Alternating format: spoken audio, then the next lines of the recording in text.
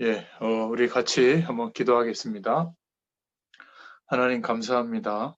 오늘도 2021년도 한 번도 걸어가 보지 않은 새해, 또 주의 말씀 앞에 저희들을 부르시고 함께 은혜 나눌 수 있도록 축복해 주셔서 감사합니다. 하나님께서 그리스도 안에 구원받은 한 사람으로 우리를 인도하시고 역사하시는 그 은혜가 올 한 해도 또 사실적으로 체험되고 누려지도록 성령께서 인도해 주실 줄 믿습니다.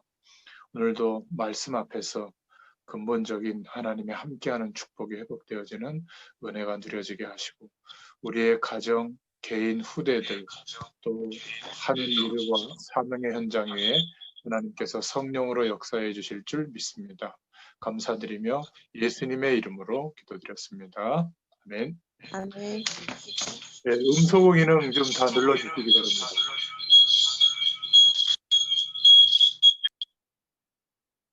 네, 이제 됐습니다. 오늘 하나님 말씀은 골로새서 2장 6절부터 7절 말씀 보겠습니다. 골로새서 2장 6절부터 7절.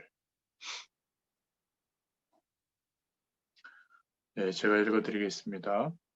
그러므로 너희가 그리스도 예수를 주로 받았으니 그 안에서 행하되 그 안에 뿌리를 박으며 세움을 받아 교훈을 받은 대로 믿음에 굳게 서서 감사함을 넘치게 하라. 아멘. 2021년도에는 원단의 말씀을 우리가 받은 것처럼 시공간을 초월하는 그런 기도의 축복과 능력이 체험되고 누려질 수 있기를 축원드립니다. 정말 풍랑 만난 이 시대를 우리 한 사람의 기도와 또 믿음의 결단으로 또 주님을 바라보는 그 은혜와 능력으로 살려내는 올 한 해가 될 수 있기를 축원드립니다. 오늘 제목이 12가지 인생 문제 치유라는 제목인데요. 보통 이렇게 치유 이렇게 얘기하면은 병들었던 것이 좀 낫는다거나 정신적인 문제가 있던 것이 좀 해결된다거나 아니면 획기적인 기적 같은 일이 일어나는 거, 주로 이제 이런 것을 많이 생각하는데 이제 그런 것을 이제 기대하다 보면 뭔가 기도를 많이 하거나 아니면 막 대단한 막 메시지를 붙잡거나 그래서 대단한 응답들을 이제 우리가 기대하는 그런 경향이 있습니다. 그런데 진짜 인간의 문제가 성경에서는 정확하게 무엇인지를 말씀하고 있는데요. 그 인간의 문제는 다른 것이 아니라 영적인 문제다 이렇게 말을 하고 있습니다. 그런데 이 영적인 문제가 어떤 것인지를 사실은 좀 제대로만 이해를 하고 거기에서 빠져나올 수 있는, 해방될 수 있는 답을 가지고 있다면 사실은 우리 주변에 너무나 많은 사람들이 힘들어하고 있고, 사실은 뭐 돈 때문에 힘들고 사람 관계 때문에 힘들고 질병 때문에 힘들고 또 환경 때문에 힘들고 일 때문에 힘들고 그래서 힘들다고 생각하는데, 진짜 인간에게 힘든 어려운 문제는 따로 있습니다. 이 부분에 대해서 우리가 얼마만큼 성경적으로 이해하고 있고 또 알려줄 수 있느냐, 여기에 굉장히 중요한 좀 생각할 부분들이 있습니다. 그래서 영적 문제라고 하는 것이 어떤 것인가? 예를 들면 이런 겁니다. 우리가 뭐 외모에 이렇게 치중할 수가 있죠. 그런데 어떤 사람들은 막 몸을 막 다 뜯어 고쳐서라도 사람들이 나를 주목해 주기를 바라는, 막 거기에 이렇게 붙들려 있는 경우가 있어요. 이런 사람들은 이제 영적 문제가 와 있다 이렇게 볼 수 있는데, 또 우리가 뭐 돈 벌잖아요. 그런데 늘 돈 하면서 막 돈에 붙들려 있고 그 돈 때문에 막 다른 사람에게 막 위해를 가하기도 하고, 그럼 그 사람은 그 돈에 붙들려 있는 겁니다. 막 시달리게 되는 거죠. 우리가 자녀를 사랑한다. 얼마나 좋은 겁니까? 부모로서 자녀를 책임지고 사랑하는 게. 그런데 지나치게 자녀에게 집착하다 보면 사랑이 아니라 서로에게 막 폭력이 되고 서로에게 어려워지는 그런 상황이 되고 본인이 거기에서 헤어나지 못하게 됐을 때 영적 문제가 와 있구나. 우리 이렇게 이제 보게 되거든요. 뭐 우리가 뭐 게임을 할 수도 있고 뭐 명절 때 뭐 친척들끼리 모여서 뭐 고스톱 같은 것도 한번 칠 수 있는데 늘 게임 하는 거, 막 도박하는 거 이런 거를 찾아다닌다면은 뭔가 붙들려 있게 되죠. 그걸 이제 영적 문제라고 합니다. 사람은 성공해야 되죠. 그런데 상식적인 어떤 생각이 아니라 성공에 막 붙들려 가지고 어, 자녀들을 어떻게 하든지 성공시키기 위해서 또 내가 어떻게 하든지 성공되기 위해서 다른 사람을 짓밟거나 어떤 겉모술수를 동원해서라도 막 성공지향적으로 간다면 성공하고 난 뒤에도 더 큰 어려움들이 있을 수 있겠죠. 그래서 우리가 생각해 봐야 될 것은 어, 내 힘으로 안 되는 어떤 상황이 이제 오게 되거나 또 그것을 극복하고 싶은데 잘 안 되는 그런 상태에 놓일 때가 많이 있습니다. 그래서 사람들은 영적 문제가 와 버렸는데 대부분 어떻게 생각하냐면 나 때문에 왔다는 것을 모르고 있고 누구 때문에 왔다. 뭐 이런저런 문제 때문에 왔다. 또 내가 어떤 기회를 제공받지 못했기 때문에 왔다. 이렇게 이야기를 합니다. 그런데 성경은 하나님의 말씀은 이렇게 말하고 있습니다. 창세기 3장 사건에서부터 시작된 문제다. 우리의 문제는. 왜냐하면 하나님이 없어도 하나님이 필요 없어도 나는 행복해질 수 있고 잘 살 수 있고 성공할 수 있다. 의미 있는 인생을 살아갈 수 있다. 주로 이제 이렇게 출발하는 거거든요. 하나님께서 천지를 창조하시고 우리 인간을 창조하실 때 영적인 존재로 창조하셨기 때문에 반드시 하나님과 함께하는 축복 속에 있어야 됩니다. 그래야 안정이 되고 그래야 내가 누구인지 정체성과 인생의 방향을 알게 되는데 마치 물과 함께 있던 물고기가 물을 떠나 있는 상태가 되면 그는 거의 죽은 상태나 마찬가지잖아요. 살려고 아무리 발버둥 쳐도 그것은 그렇게 의미 있는 물고기의 어떤 생존하는 모습이 아니죠. 그런데 인간은 영적 존재이기 때문에 반드시 하나님과 함께하는 은혜 속에서 사는 존재거든요. 그리고 눈에 보이는 우리가 지금 세상에서 모든 것을 얻고 있기 때문에 그것으로 사는 존재인 것 같지만 사실은 반려동물하고 달라서 인간은 영적인 존재입니다. 반드시 하나님과 함께하는 은혜 속에서 하나님으로부터 공급되어지는 모든 것으로 사는 존재예요.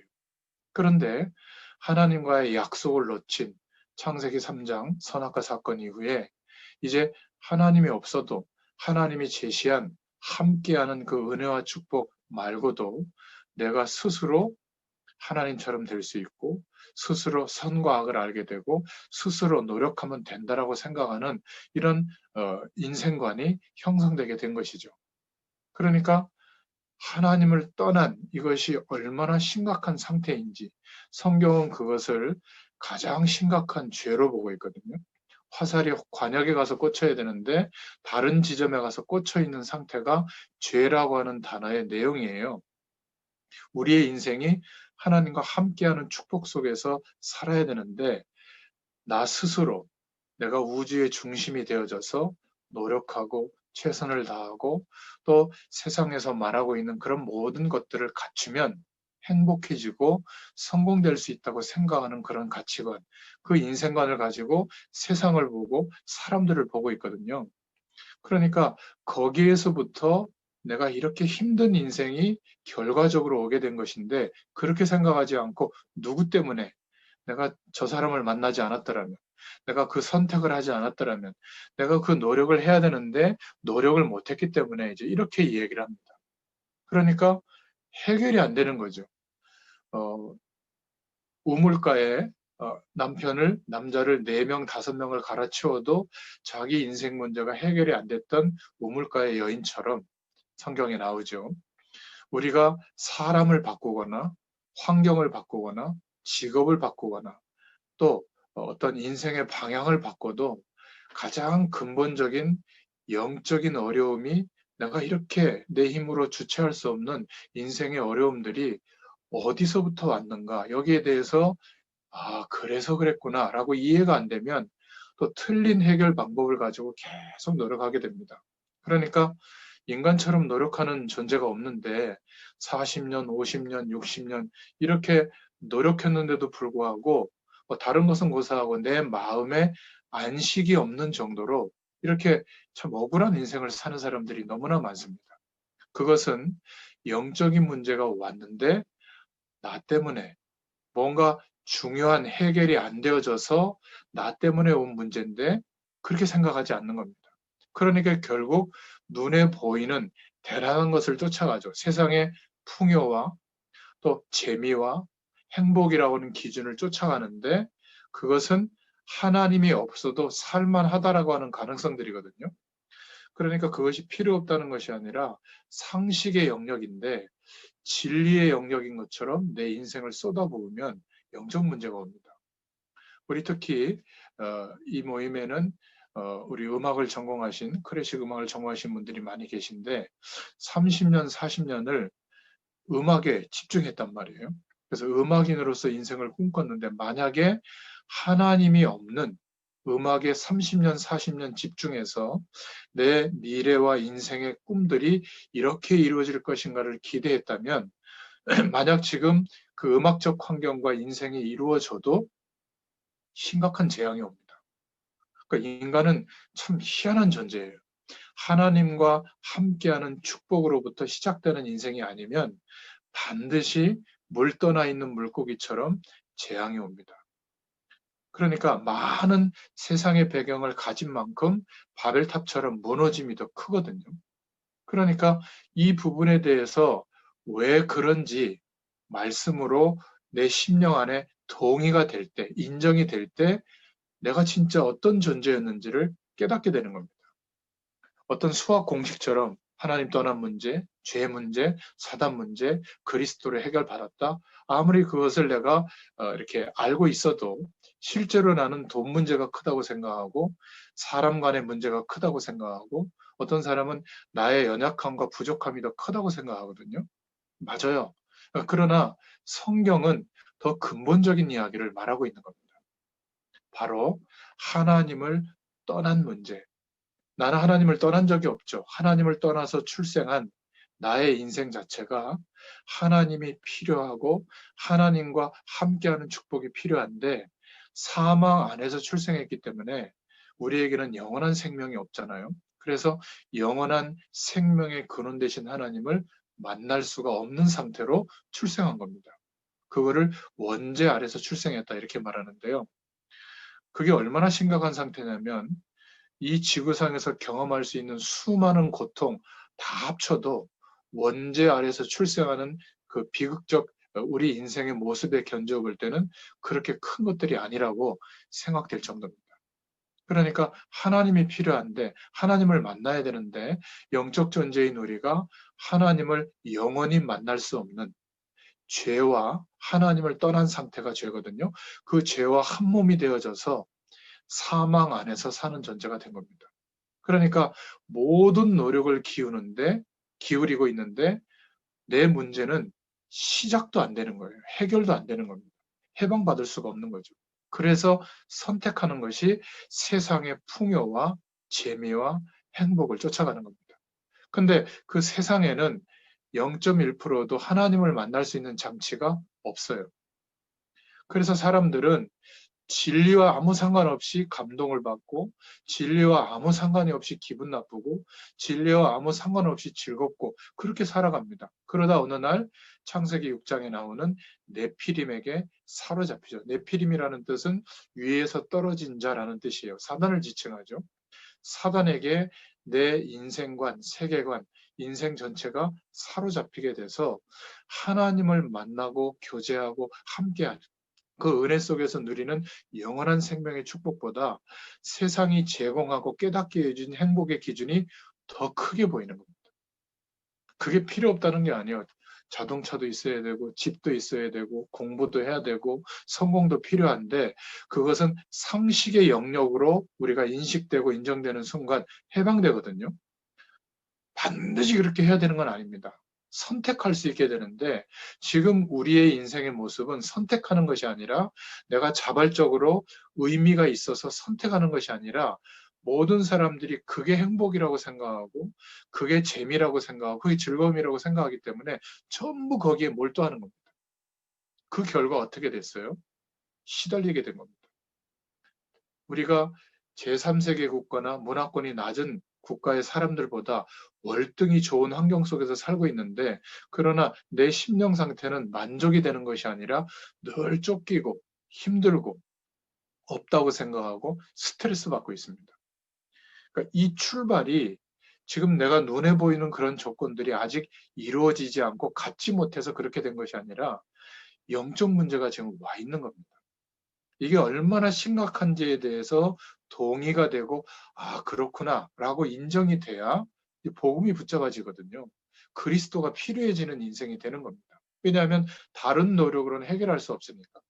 그런데 사람들은 한 번도 우리의 진짜 문제가 무엇인지를 설명을 들어본 적이 없기 때문에 결국 인생의 목적을 성공해야지.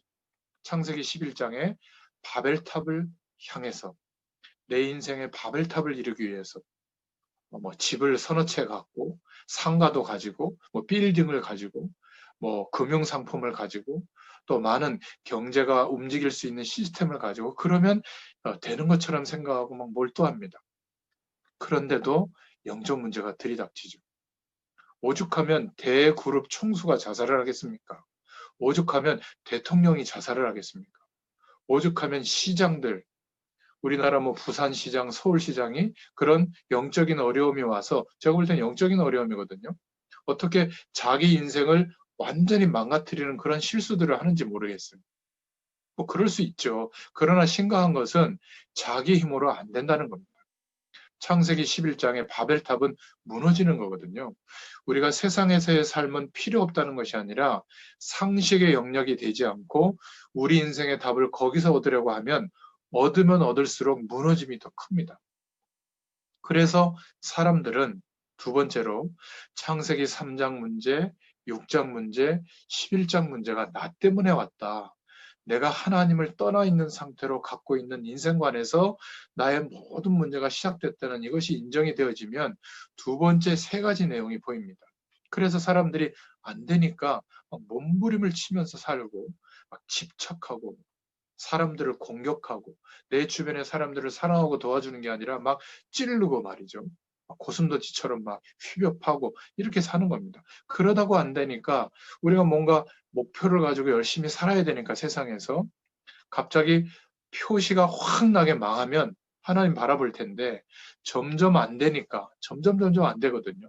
점점 실패의 배경 속으로 가다 보니까 결국 하나님께서 인도한 사람이라든지 뭔가 하나님의 축복을 받은 사람들은 교회로 옵니다. 다른 곳으로 가지 않고. 교회로 와서 내 인생의 근본적인 답을 찾으려고 그렇게 하나님을 바라보기 시작하죠. 그러면 은혜도 좀 받고 좀 믿음도 생깁니다. 근데 참 문제는 대부분의 교회 안에 오래 먼저 신앙생활하는 성도들이 하나님이 없는 것처럼 불신앙 이야기를 합니다. 여러분, 이 코로나 이 바이러스도 그렇고 우리에게 혹시 질병이 올 수도 있고 우리에게 살아가면서 내가 어떤 선택을 잘못했기 때문에 아니면 선택과 관계없이 어려움이 올 수도 있습니다. 그런데 하나님이 안 계시다면 그거는 큰 문제죠. 하나님이 우리와 함께 하시는데 그런 어려움들을 하나님이 허락했다면 우리는 이렇게 생각하고 하나님의 뜻과 계획을 찾고 기도해야 되거든요. 그런데 대부분의 성도들은 이 교회는 틀렸어. 이 목사님은 아니야. 저 장로님은 아니야. 저 성도는 아니야. 뭐 뭔가 이렇게 내가 세상에서 얻지 못한 그런 것들을 교회 안에서 찾으려고 하다가 안 되니까 본인의 믿음 없음에 대해서는 얘기하지 않고 거의가 다 세상적인 판단 기준을 가지고 교회 안에서 막 얘기를 합니다. 막 자녀들 얘기, 뭐 누구는 뭐 어디 가서 학원을 잘 만나가지고 어떻게 됐다는 얘기, 뭐 어디에 집을 이사했는데 막 이렇게 또 부자가 됐다는 얘기, 주로 그런 얘기입니다. 내가 하나님과 함께하는 은혜를 좀 경험했더니 정말 심각한 내 인생의 문제가 여전히 있지만 괜찮더라. 하나님이 주시는 평안과 안식이 오면서 하나님이 주시는 힘이 공급되니까 내가 이 어려운 현실을 버티는 게 아니라 감사함으로 지금 이겨나가고 있다. 뭐 이런 얘기를 좀 듣고 싶은데 거의가 다 못 살겠다. 힘들다. 누구 때문이다. 이러니까 교회로 와서 답을 찾으려고 왔다가 믿음이 약간 생긴 것도 다 떨어져 나가는 이런 상황이 됩니다. 그래서 우리 수도권에 뭐 큰 교회, 작은 교회를 뭐 상관없이 성도들이 계속 돌고 있어요. 이 교회, 저 교회로. 그러니까 아마 예수님이 목회하는 교회를 가도 거기서 또 시험 들어서 또 옮길 겁니다.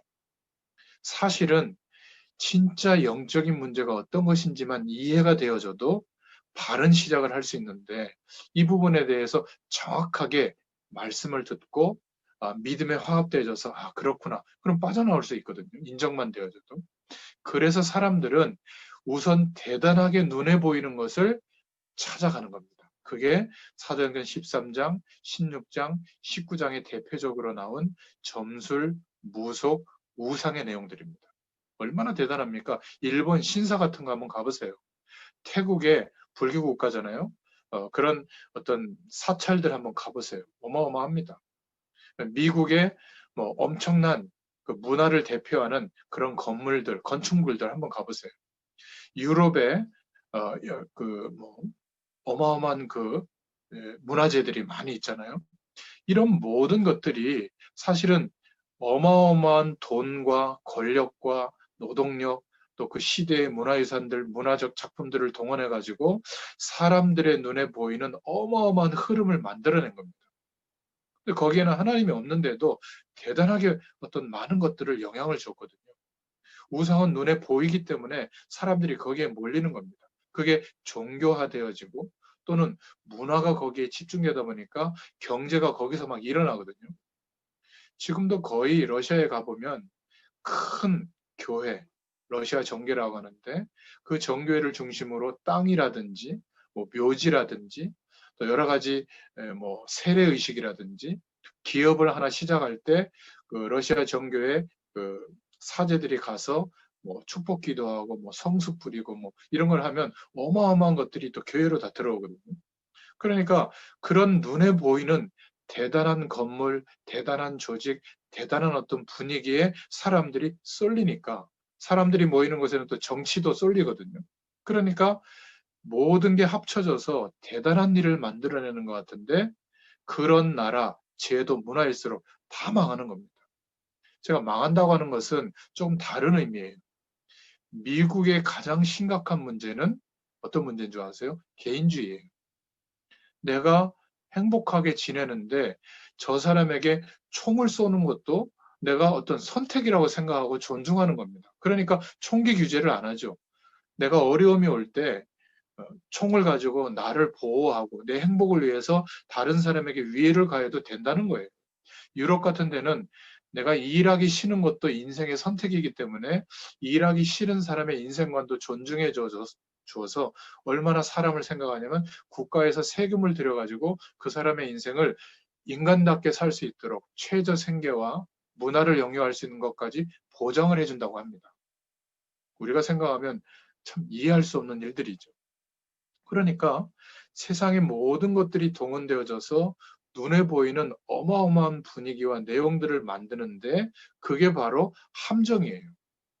사람들은 거기에 인생 전체를 쏟아붓거든요. 함정에 빠지면 나오기가 어렵죠.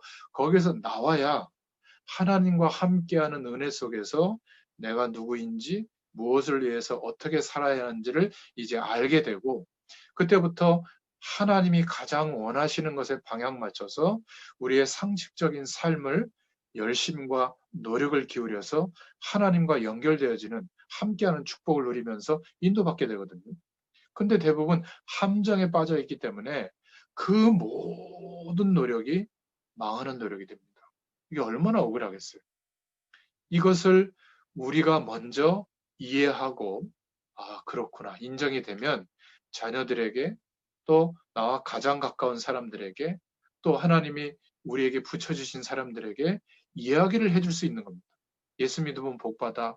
예수 믿으면 병 나. 예수 믿으면 성공해. 예수 믿으면 뭐 갑자기 재벌가의 며느리가 돼. 이런 허무맹랑한 이야기를 해주는 게 아니라 성경이 말하는 인생의 진짜 문제가 무엇인지 거기에서 빠져나올 수 있는 것이 무엇인지를 답을 알려줄 수 있게 됩니다. 하나님이 없어도 행복해질 수 있다. 그래서 내가 인생의 주인이 돼서 최선을 다해서 노력하는 것이 인생관으로 형성돼 있다면 뭔가 올무에 내가 걸려 있는 겁니다. 다 죽게 되어 있는데도 그 올무를 빨리 벗어버리고 새로운 길을 걸어가야 되는데 그 올무를 그대로 걸려가지고 발버둥 치면서도 또 노력하고 있거든요. 진짜 문제는 내가 누구인지, 내가 어떻게 시작이 되어졌는지, 왜 어려움이 왔는지 모르는 것이 첫 번째 문제거든요. 그러니까 타락이 오고 완전히 성공을 향해서 가는데 자꾸 재앙의 문제가 덮치는 거예요. 그래서 사람들은 하나님을 만나는 축복을 선택하는 것보다 지금 당장 눈에 보이는 큰 거, 대단한 거, 사람들이 모이는 거, 사람들이 인정하는 거, 여기에 마음과 중심을 쏟게 되는 거예요. 나쁘다는 것이 아니라 그거는 상식의 영역에서 선택해야 되는데 거기에 모든 것을 쏟아붓는 거예요. 그러다가 망하면 교회 옵니다. 망해서 교회 오는데 완전 힘들어서 교회 오는데 또 불신앙 이야기를 듣고 시험 들고 상처받아서 완전히 믿음도 다 떨어집니다. 참 너무 안타깝죠. 그래서 나밖에 모르는데 내 이익을 위해서 최선을 다해서 사는데 큰 세 번째로, 서론의 세 번째로 자기도 헤어나올 수 없는 인생의 틀을 이제 가지게 됩니다. 어떤 사람은 그 틀의 모습이 뭐냐면 착한 거예요. 너 그렇게 하면 안 되지. 옷 어른한테는 인사해야지. 그렇게 과격하고 욕상스러운 말을 해서 되겠냐? 그리고 착하게 살아야지. 바르게 살아야지. 이게 인생의 틀이 돼버렸어요. 그런데 어떤 줄 아십니까? 인간이 왜 어려움이 오는지, 왜 행복할 수 없는지 하나님을 떠난 근본 문제를 모르기 때문에 이 사람은 눈에 보이는 우상을 쫓아가고 있는데 세상의 배경을 쫓아가고 있는데 그래서 영적 문제가 들이닥치고 있는데 몰라요. 그냥 노력만 할 뿐입니다. 열심히 착하게 살 뿐이에요. 어떤 사람은 공부를 열심히 하는 틀에 갇히면 공부라고 하는 지식을 쌓는 거에 모든 것을 쏟아붓죠. 어떤 사람들은 경제 활동의 틀에 갇히면 돈 버는 틀 속에서 삽니다. 그런데 근본 문제가 해결되지 않으니까 영적으로 시달리게 되는 겁니다. 드디어 이제 내가 알게 되는 정신 문제가 오게 되는 거죠. 정신 문제가 다 나쁘다는 것이 아니라 통제되지 못하는 그런 어려움이 오게 되는 겁니다. 사람은 기분 나쁜 일을 경험하면 화를 냅니다. 그런데 늘 분노에 차 있고 늘 그냥 적당히 이야기해도 되는데 막 죽일 것 같은 막 그런 사생결당하는 화풀이를 하고 말이죠. 정신 문제입니다. 해도 되고 안 해도 되는데 반드시 해야 되고 없으면 막 시달리고 정신 문제가 와 있는 거거든요. 정신과적인 치료를 안 받아서 그렇지 사실은 정신 문제에 사로잡히면 정상적인 삶이 되지 못합니다. 그 대표적인 증거로 내 주변의 사람들이 점점 떠나고 없어지죠. 그리고 사람들과 함께 할 수 없는 상태가 되고 자꾸 고립이 됩니다. 눈치를 채야 되는데 뭐 빠져나올 수가 없으니까. 결국 이제 단절이 오게 되는 육신 문제로 드러나게 됩니다. 이때 질병까지 우리에게 오게 된다면 인생이 거기에 완전히 묶이게 되죠. 만약 경제 문제가 온다면 경제에 완전히 묶이게 되고 착하게 살고 최선을 다하고 우아한 삶을 살기 위해서 노력하고 아주 훌륭한 취미 생활을 하고 인생을 노력하는데도 불구하고 완전히 붙들려 버리는 그러니까 어떤 틀이 형성이 되면 그게 성격이 되거나 또 어떤 인격이 되거나 그 사람의 인생관으로 딱 틀이 짜지면 이제 못 빠져나오는 겁니다. 우리가 볼 때는 되게 이상한데 본인은 좋게 생각하고 막 더 노력하는 것 같아요. 참 안타까운 겁니다.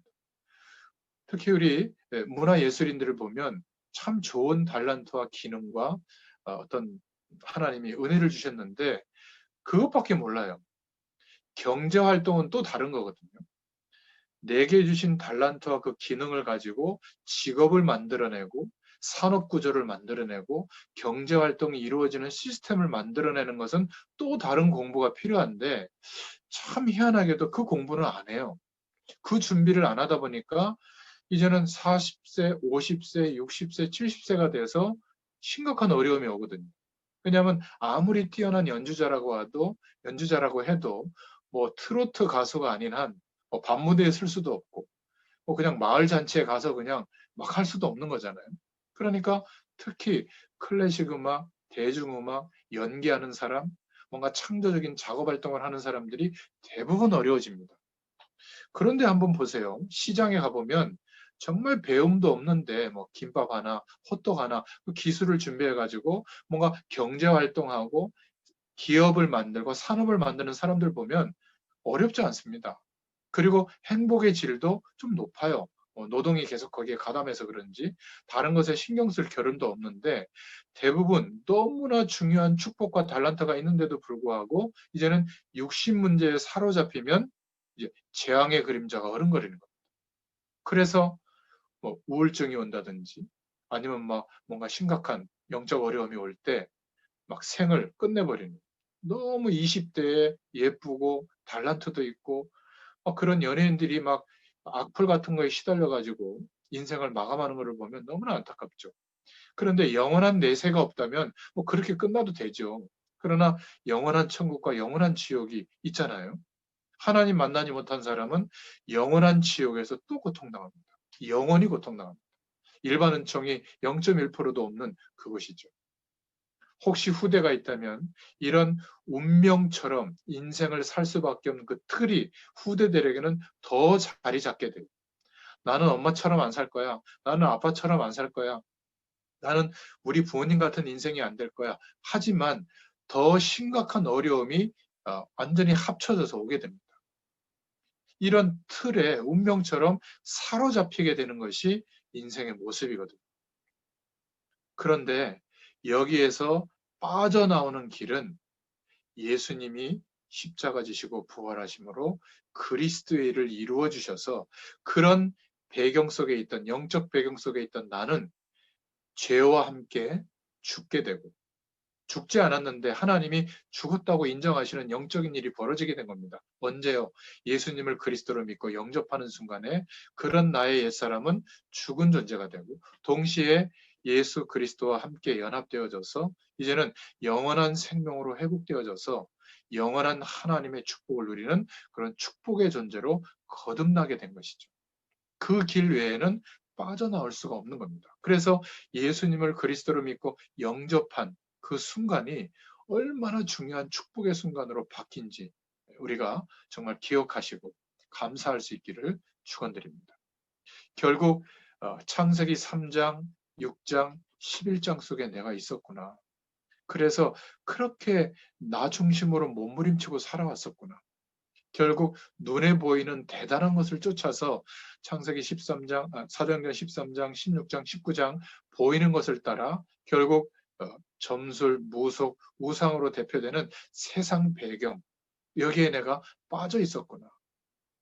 그래서 배고프면 맛있는 거 먹고 또 옷 예쁜 거 사 입고 치장하고 집 꾸미고 뭔가 경제 활동하고 아프면 좀 약 먹고 뭐 운동하고 뭐 이런 거밖에 몰랐구나.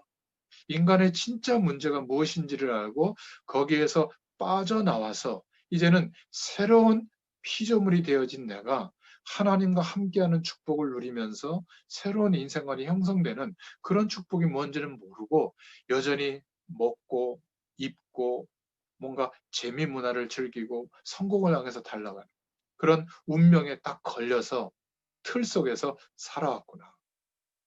못 빠져나옵니다. 알고 봤더니 올무에 걸려 있고 뭘 하는지 우리가 인생을 살면서 손해가 온다 싶으면 앞뒤 가리지 않고 예의도 없이 법도 없이 막 공격하죠. 저 사람 죽여도 내가 그 이익을 얻어야 되니까. 나라고 하는 올무에 다 걸려 있는 겁니다. 자녀들하고도 그런 관계가 되면 비극이죠. 그러니 뭐 하나 보이는 게 있어야 돼서 어마어마한 우상을 만들고 우상을 찾는 겁니다. 이게 함정인 것이죠. 그래서 종교는 가장 큰 함정이에요. 그것도 고대 종교, 대단하게 보이는 영적 현상과 어마어마한 기적들이 일어나는 그런 종교는 심각한 함정이 되는 겁니다. 사람들이 이런 식으로 살기 때문에 너무나 터무니없이 진리와는 아무런 상관이 없는데 감동받아요. 집값 오르면 감동받고, 뭐 애인을 만나면 감동받고, 우리 아이가 좋은 대학 가면 감동받고, 감동받을 일이지만 하나님과 방향 맞춰진 인생이 아닌데 거기에서 그렇게 큰 즐거움이 있는 것이 아닌데 그것은요 얼마 지나면 또 재앙으로 다가옵니다. 진리와 아무 상관없는데 기분 나쁘고 말이죠. 그렇게 원수될 일도 아닌데 진리와 상관이 없는데 뭐 그렇구나라고 이해하고 넘어가 버리면 되는데 진리와 아무 상관없이 어떨 때는 막 너무 기쁘고 말이죠. 이 속에 빠져 있는 것이 바로 인간의 문제입니다. 나의 문제였고 우리와 관계된 사람들의 문제입니다. 정확하게 깨닫고 있어야 이 사람들에게 이 영적인 원리를 차분하게 설명해 줄 수 있는 겁니다. 설명이 안 되면 복음은 또 하나의 부담되는 내용일 뿐이에요. 아니면 또 하나의 복권일 뿐입니다. 그거 붙잡으면 이렇게 나아지겠지. 아닙니다. 이해해야 됩니다. 내가 어떤 영적 상태로 살아왔는지, 왜 나는 내 힘으로 안 되는 이런 어려움이 와 있는지, 지금 사람의 문제고 환경의 문제가 아니라 내 문제였구나. 그러면 나의 진짜 문제는 성격도 아니고 연약함도 아니고 돈이 없는 것도 아닙니다. 진짜 나의 문제가 무엇인지를 알 때 복음은 우리에게 능력이 되는 줄로 믿습니다. 그러니까 예수님이 직접 독생자로 오셔서 그리스도를 이루시는데도 그것을 본 유대인들은 잘못 각인이 되어 있던 겁니다. 그러니까 자기 인생의 무엇인지를 모르고 문제가 무엇인지를 모르고 세상의 문제가 무엇인지를 모르니까 열심히 공부해서 성공했지만 복음을 놓치게 되죠. 그러니까 유대인의 종교는 종교가 돼버리는 겁니다. 진리의 답이 없는 종교가 돼요. 진리를 가로막는 종교가 되는 겁니다. 그러니까 어떻게 되죠? 결과적으로는 노예가 되고 전쟁이 일어나고 포로로 끌려다니고 속국이 되고 완전히 전 세계로 흩어져서 방랑하는 민족이 되고 난민이 돼버립니다. 이제는 국가를 이뤄서 전 세계를 자신들의 신념과 자신들의 사상으로 정복하려고 노력하는 적 그리스도의 역할을 하는 그런 대표적인 단체가 돼버렸죠. 항상 이 사람들은 하루에 5번씩 정시 기도를 합니다. 그런데 원죄가 무엇인지를 놓쳐버리니까 제도와 전통은 대단한데 머리를 닦고 모자를 쓰고 늘 율법을 암송하고 그리고 막 교리를 지키고 하는데 제도와 전통은 남아있지만 하나님의 능력과 역사는 전혀 없는 이런 모습들이 되어버린 겁니다. 복음이 주어진 민족인데 처음 선포되고 복음을 드러내려고 선택된 민족인데 그것을 잘못된 사상으로 바꿔버린 거죠. 선민 사상으로 바꿔버린 거죠. 그래서 이방인들을 적대시하다 보니까 짐승 취급하다 보니까 거꾸로 이 유대인들이 모든 민족의 타깃이 돼버리고 게르만족하고 경쟁하다 보니까 게르만족 이 독일 히틀러가 말이지 유대인들을 막 비참하게 죽이는 그런 결과까지 오게 되죠. 잘못된 사상으로 변질돼 버립니다. 여러분, 복음보다 위에 놓인 아무리 좋은 것이라도 그것에 우리가 집중하고 있다면 영적 문제가 덮칩니다. 나는 이렇게 최선을 다하고 바르게 사는데 왜 이럴까? 그게 인간입니다. 육신적인 나라 문제를 해결하기 위해서 예수님을 정치적 메시아로 붙잡았죠. 언제쯤 우리나라가 회복될 겁니까? 그러다 보니까 예수님의 말씀, 이렇게 하라, 명령하신 내용 전부 교리로 만들어가지고 복음이 전달되고 하나님의 영광이 드러나는 것이 아니라 그렇게 안 하면 나쁜 거고 그렇게 하면 좋은 거고 교리화 되어져서 복음의 역사하는 능력이 나타나지 못하도록 제도와 전통과 사상과 교리로 변질돼 버린 겁니다. 여러분, 혹시 저와 여러분 중에 내가 지금까지 신앙생활에서 경험한 그 내용이 복음의 내용보다 위에 올라오면 그게 하나의 교리가 되고 잘못된 사상이 되고 잘못된 전통과 제도가 됩니다. 그러면 열심히 신앙생활하고 영적 체험이 오는데도 불구하고 망해요. 기도 많이 하면서 방언하고 기적을 체험하고 신비주의를 쫓아가는 신앙인도 많거든요. 기도원을 늘 가고. 그런데 신기한 것은 하나님의 응답을 받는데 인생을 쭉 20년, 30년 지나고 보면 무속인하고 비슷한 결과가 옵니다. 계속 시달리고요. 병은 늘 달고 살고 집안에 하나님이 기적을 베풀지 않으면 안 되는 막 정말 심각한 문제는 계속 되풀이 됩니다. 그러니까 늘 기도원 가야 돼요. 그건 정상적인 응답이 아닙니다. 신비주의의 폐해가 그런 거거든요. 우리는 복음주의, 복음을 가장 중요한 기준으로 붙잡고 믿을 때, 예수님이 하신 그리스도의를 믿을 때 우리에게 복음의 능력으로 역사해 주시는 줄 믿습니다.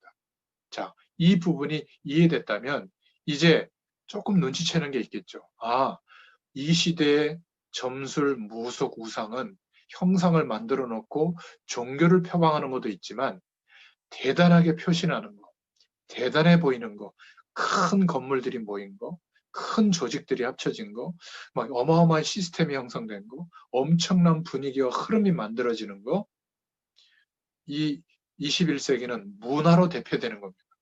사람들이 기뻐하고 즐거워하고 힘들어하고 짜증나고 보람을 느끼고 막 즐거워하는 그 모든 것들 합쳐진 것이 문화인데 여기에 정치, 경제, 사회 문화가 직결되어 있습니다. 흐름이 만들어지고 있거든요. 그런데 이 부분을 좋은 것이라고 여기고 있는 겁니다.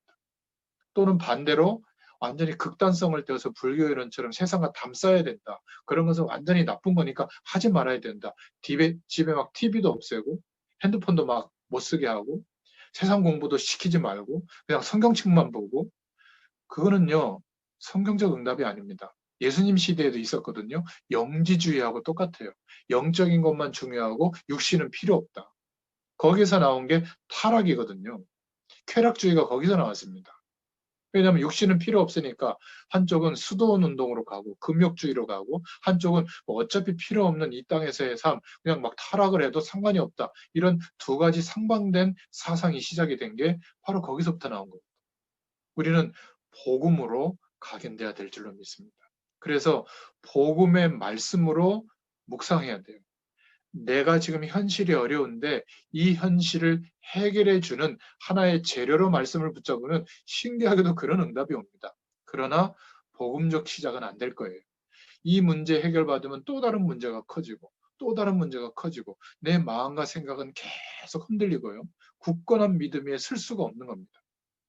말씀을 듣고 묵상할 때도 하나님 이 말씀을 통해서 내게 그리스도께서 이루신 어떤 복음에 대한 가치를 깨닫게 해주시려고 이 말씀을 주셨죠? 하고 질문해 보면 성령의 음성을 듣게 됩니다. 성령께서 깨닫게 해주시죠. 아, 복음이 이런 거였구나. 하나님께서 천지를 창조하는 것보다 더 어마어마한 능력으로 역사하신 것이 예수님이 이 땅에 오신 겁니다. 어마어마하게 역사하신 것이 죽으신 일이에요. 그리고 부활하신 일이에요. 승천하시고 재림하시겠다고 약속하신 일이고 더 어마어마한 창조의 능력으로 하늘과 땅의 권세를 가지시고 누구에게 땅끝까지 이 복음을 증거하는 인생의 방향을 가진 사람에게 함께 하시면서 그 권세와 능력이 나타나도록 약속하신 것은 더 큰 축복입니다. 이제 이런 것들을 말씀 안에서 믿게 되고 우리의 심령 가운데 뿌리내리게 되는 거죠. 그래서 본론으로 잘못되게 각인된 것을 깨달으면 아 그렇구나. 내가 여기에 내 마음과 중심이 붙들려 있었구나. 올무처럼 완전히 함정에 빠져서 그 틀 속에 빠져 있었구나. 이렇게 생각한 것만 해도 벌써 풀리기 시작합니다. 막 조급하고 시달리고 막 이랬던 마음이 좀 내려놓을 수 있고요. 좀 기다려 볼 수 있고 하나님을 바라볼 수 있는 상태로 풀리기 시작합니다. 그 원인은 창세기 3장에 있었던 사건처럼 나 중심으로 시작된 겁니다. 그러니까 창세기 6장의 사람들처럼 세상 중심, 물질 중심, 눈에 보이는 대단한 것을 중심으로 살아가는데 완전히 사단에게 장악되죠. 결국 출세, 바벨탑 중심으로 살아가게 되는 겁니다. 창세기 11장의 모습처럼. 이러다 보니까 오래된 우리의 인생과 생각과 경험들이 합쳐져서 우상 문화로 뿌리내리게 된 겁니다. 그것이 최고인 것처럼 사상이 되고 전통이 되고 제도화되어져서 그렇게 안 하면 안 되는 것처럼 틀에 짜여지게 되는 겁니다. 신앙생활을 하더라도 이건 하나님 뜻이야, 이건 하나님 뜻이 아니야, 그렇게 교리화되어지는 모습들이 있게 되는 거죠. 그러니까 개인의 모습을 볼 때 어떤 사회적 이치에 도달해야 되고 어떤 것을 이루어야 되고 그런 막 뭐라 그럴까 인생관 고집이 형성이 되는 겁니다. 그 고집이 나이 들수록 더 많아지죠. 그래서 좀 나이가 많으신 분들은 이런 오래된 불신앙이 합쳐져서 그 사람의 인격이 되고 그 사람의 고집이 되고 그 사람의 지금 어려움, 재난이 합쳐져 있기 때문에 말씀으로 조금 집중하고 하나님의 은혜를 붙잡는 시간이 좀 더 필요한 겁니다. 그래서 복음의 말씀이 붙잡아지고 조금 생각하고 기도해 보면 이제 아 그렇구나라고 아멘이 되어지는 그 내용만큼 해방되기 시작합니다. 우리의 근본의 상태에 창세기 3장 15절 그래서 여인의 후손으로 오신다고 약속하셨구나. 남자의 씨를 받고 출생하면 우리와 똑같은 인간이기 때문에 육체이기 때문에 다른 사람의 죄를 사할 수 있는 구세주가 될 수가 없죠. 그래서 동정녀 마리아에게 나시고 원죄에 속하지 않은 그러한 육신의 몸을 입고 예수님으로 오셨구나. 예수님이 바로 그리스도시구나. 창세기 6장 14절에도 너를 위하여 방주를 만들어라. 방주 만드는 게 뭐죠? 하나님의 약속을 붙잡는 겁니다. 창세기 12장 1절부터 3절에도 내가 내게 지시할 땅으로 가라. 아브라함에게 하신 말씀인데 그 땅은 가나안 땅이죠. 메시아가 오실 땅. 거기에 가서 정착하는 게 복음을 붙잡는 거였어요. 그러면 복의 근원이 되도록 하고 너와 내 후손을 통해서 열방이 돌아오도록 하겠다. 마태복음 16장 16절에도 주는 그리스도시요 살아계신 하나님의 아들이십니다. 이 믿음의 고백과 복음의 기준이 전부라고 하는 것이 모든 것이라고 하는 것이 우리의 근본에 각인되기 시작하면 바뀌죠. 마태복음 16장의 그 고백이 이제 다른 사람, 목사님의 고백이 아니라 나의 그리스도, 내 모든 문제를 해결하신 옛 사람은 죽게 하시고 이제 생명으로 거듭나게 하셔서 하나님과 함께하는 모든 축복으로 시작되게 하는 그런 인생이 된 나의 그리스도가 되어주시고 이제는 내가 모든 것의 주인이었지만 이제 내 삶의 주인의 자리를 내어드리는 갈라디아서 2장 20절에 주님을 나의 주인으로 모시고 중요한 문제일수록 하나님께 물어보고 기도하고 인도받는 이런 축복을 누리게 되고요. 우리의 삶이 영세전부터 감추어졌던 이 하나님과 함께하는 놀라운 축복이 나타나도록 로마서 16장 25절부터 27절에 영원한 축복이 시작되는 줄로 믿습니다. 여러분들 만날 때마다 이러한 깨달음과 은혜를 포럼할 수 있기를 축원드립니다. 그래서 특별한 방법은 지속할 수가 없기 때문에 여러분 섬기는 교회 주일 강단 말씀을 붙잡고 매일 조금씩이라도 하나님이 이 말씀을 왜 주셨죠? 어떤 복음에 대한 말씀을 깨닫게 하시려고 허락해 주셨죠? 질문해 보면 성령께서 깨닫게 해주십니다. 그 내용을 붙잡고 좀 생각도 해보고 기록도 해보고 어떨 때는 너무 힘들 때는 주일 강단의 말씀을 녹취도 해보고 또 중요한 말씀이나 성경 구절은 암송도 해보고요. 또 신앙의 서적을 좀 읽어보기도 하고 기도 시간도 가져보면 이렇게 합쳐져서 이런 문제가 왜 내게 와 있는지 알게 되고요. 어느 날 내 영적 상태가 바뀝니다. 각인된 내용이 바뀌게 되면 우리 인생의 결과도 바뀌기 시작합니다. 그런데 이거 빼놓고 돈 벌고 성공하고 성공되기 위해서 노력하면 좋은데 내 근본은 여전히 바뀌지 않은 상태로 다른 사람 때문이다, 환경 때문이다 이렇게 돼버리면 함정에 계속 빠져 있게 되고요. 어떤 운명과 같은 틀 속에서 헤어나지를 못하는 겁니다. 나이는 들고 일은 바뀌고 사람들의 만남은 바뀌지만 내 심령 상태는 계속 괴로운 거예요. 이게 너무 안타까운 거죠. 자, 그래서 신명기 6장 4절부터 9절에 보면 너는 마음을 다하고 뜻을 다하고 힘을 다하여 내 하나님 여호와를 사랑해라. 내가 내게 명하는 말씀을 너는 마음에 새겨라. 이렇게 말씀하고 있습니다. 결국 하나님의 말씀이 우리에게 담겨지고 뿌리 내려지게 될 때 바뀌게 되죠. 사도행전 11장 1절부터 18절에 불신앙의 뿌리들이 제거가 됩니다. 오래된 율법, 전통, 제도, 특히 사도행전 어, 그 11장 1절부터 18절에 보면 할례 의식을 했냐 안 했냐 이 문제 때문에 이방인들에 대해서 하나님의 문을 열어주시는데도 그건 나쁜 거다, 틀린 거다 이렇게 말할 정도니까 불신앙의 뿌리가 제거되지 않으면 하나님의 말씀을 율법으로만 깨닫고 어떤 기준으로만 깨닫고 어떤 지적하는 지점으로만 깨닫다 보니까 말씀이 축복이 되는 게 아니라 말씀이 오히려 복음의 능력이 나타나지 못하도록 가로막을 수도 있는 겁니다.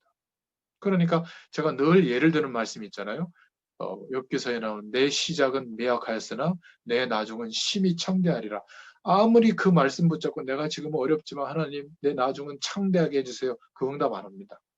응답이 오면 하나님의 응답이 아니에요. 그거는 욥이 어려움을 당할 때, 고난을 당할 때, 하나님이 허락한 문제를 겪고 있을 때 친구가 와서 위로한 말이라고 했잖아요. 세상의 기준입니다. 지금은 힘들지만 노력하면 기다리면 더 크게 될 거야. 하나님의 말씀은 그게 아닙니다. 내가 비록 이렇게 살다가도 죽을지언정 하나님이 나와 함께 하시는 축복은 내가 누릴 거다. 내 육신의 가족 밖에서 하나님을 만날 거다. 부활신앙이거든요. 그러니까 하나님의 축복과는 조금 다릅니다. 육신적인 축복이 필요 없다는 것이 아니라 잘못 각인돼 있던 것, 오래된 것이 말씀으로 채워지면 오래된 것이 빠져나와서 이제는 불신앙의 뿌리가 제거되고 하나님이 함께 하시는 말씀의 능력이 나타나게 됩니다. 그래서 받은 응답이 초대교회가 사도행전 11장 19절부터 30절에 안디옥 교회 응답입니다. 전도와 선교의 문을 우리 인생을 통해서 열어주시는 거죠. 말씀의 뿌리가 내려져야 될 줄로 믿습니다. 그래서 신명기 6장 4절부터 9절에도 말씀했지만 이사야서 40장 6절부터 31절에도 보면 오직 여호와를 앙망하는 자는 새 힘을 얻을 것이고 독수리가 날개치며 올라갈 것이고 같을 것이고 또 다른 박질하여도 걸어가도 피곤치 않을 거다. 하나님께 주시는 힘이 공급될 거다. 이렇게 말씀하고 있습니다. 사도행전 1장 3절에도 하나님의 나라, 하나님의 임재와 하나님의 나라의 통치권이 우리에게 임하면 우리의 근간이 바뀌게 되죠. 그래서 이 축복을 좀 경험할 때까지 너무 급하게 생각하지 말고 사도행전 1장 14절에 하나님의 때를 기다려라. 사도행전 19장 8절에는 석 달 동안을 말하고 있고요. 또 사도행전 19장 10절에는 2해 동안 두란노에서 또 사도행전 20장 31절에는 3년 동안 사도행전 28장 30절에서 31절에는 이태 동안 로마의 감옥에서 복음을 증거하는데 전 로마가 복음을 될 정도의 하나님의 일꾼들이 일어나는 것도 보게 되죠. 말씀의 뿌리가 내려지도록 다른 것이 지금 우리에게 급한 게 아니에요. 그것은 언제든지 생을 걸고 노력할 수 있잖아요. 선택하면 되는 겁니다. 그러나 이 영적인 축복, 영적 문제가 와 있는데 하나님의 말씀의 뿌리가 내려져서 불신앙의 뿌리가 제거되는 것은 급한 거예요. 그러면 초대교회에 일어났던 사도행전 19장 1절부터 7절에 성령께서 역사하시는 은혜가 우리에게 일어나게 될 줄로 믿습니다.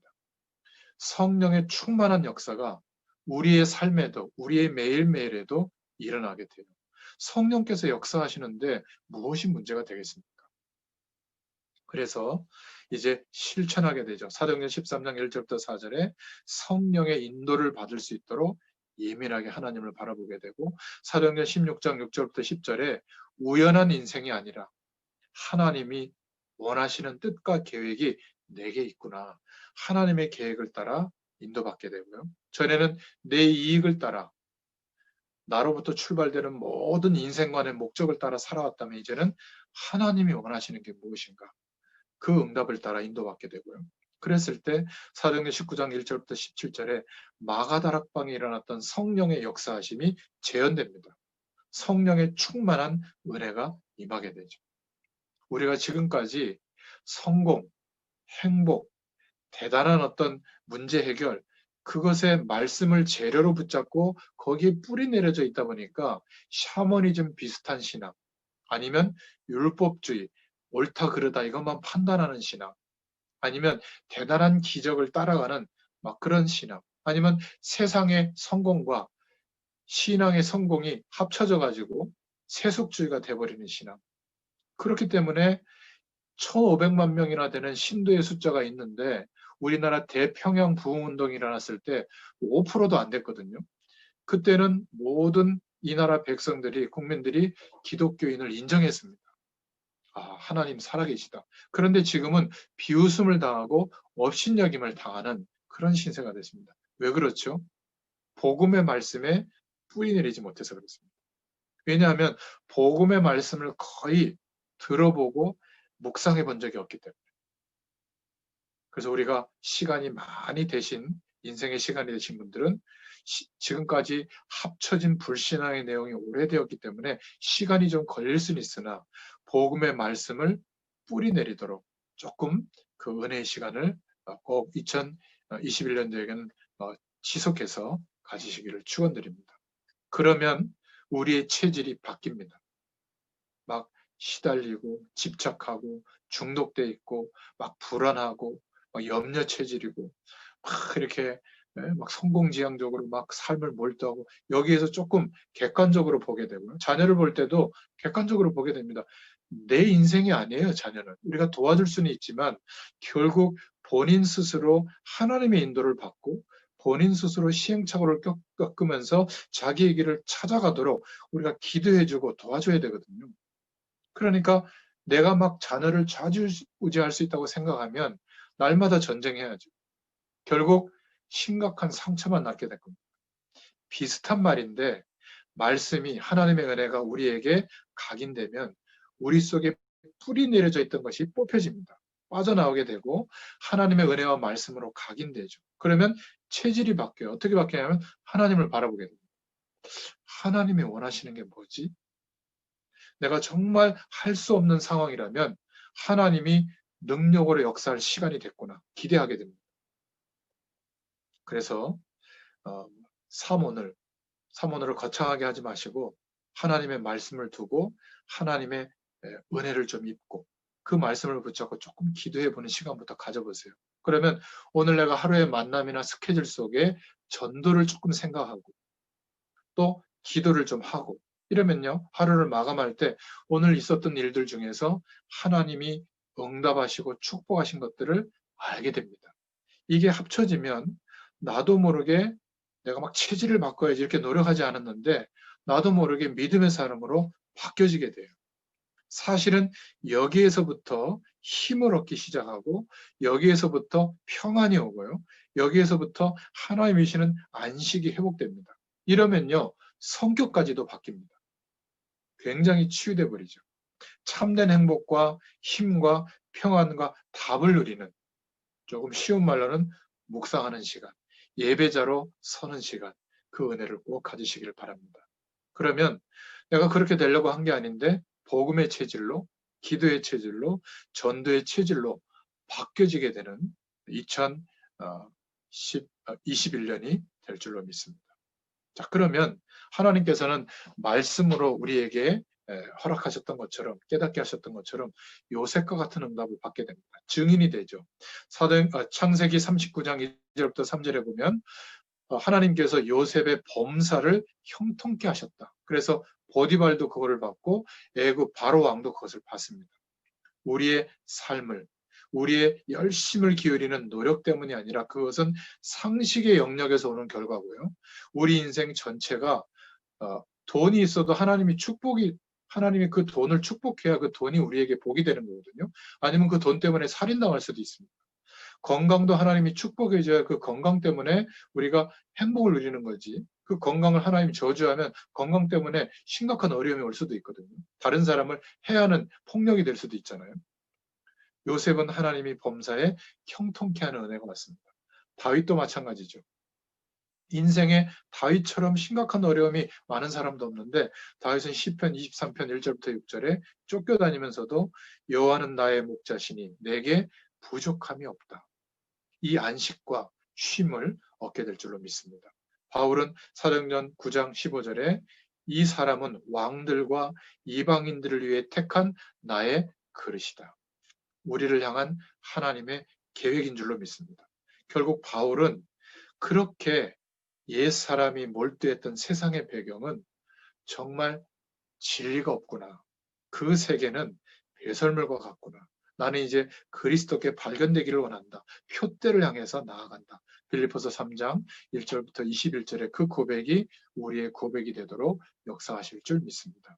그래서 초대교회는 예수님께서 승천하시기 전에 말씀하신 그 약속, 성령, 보혜사를 보내겠다고 했고 성령의 충만한 은혜를 입으면 권능을 받게 되고 땅끝까지 증인이 될 것이라고 하는 약속을 붙잡고 사도행전 1장 14절에 오로지 기도에 힘썼습니다. 여러분, 2021년도에는 단순한 문제 해결받는 기도 정도가 아니라 시공간을 초월하는 기도의 능력이 우리의 삶 속에서 나타나기를 축원드립니다. 237 나라와 또 모든 현장의 치유자로 서는 또 서밋으로 서서 하나님의 응답을 실제로 누리는 올 한 해가 되기를 예수님의 이름으로 축원드립니다. 기도하겠습니다. 하나님 참 감사합니다. 사람들은 알 수 없는 세상에는 알려주지 않는 인생에 진짜 문제가 있다는 것. 12가지 인생 문제를 제대로 이해하게 하시고 그리스도로 말미암아 완전 해방된 구원받은 자의 이 축복을 2021년도에는 정말 믿음 안에서 누리게 하여 주시옵소서.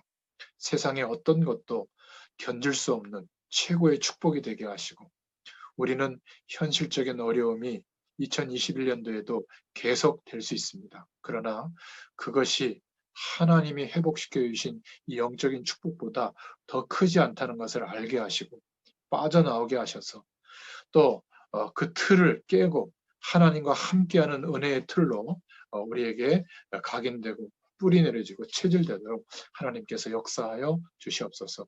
시공간을 초월하는 하나님의 능력을 경험하는 올 한 해가 되게 하여 주옵소서.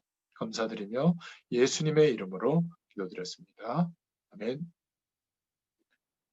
감사합니다. 감사합니다. 감사합니다. 내일 봬요.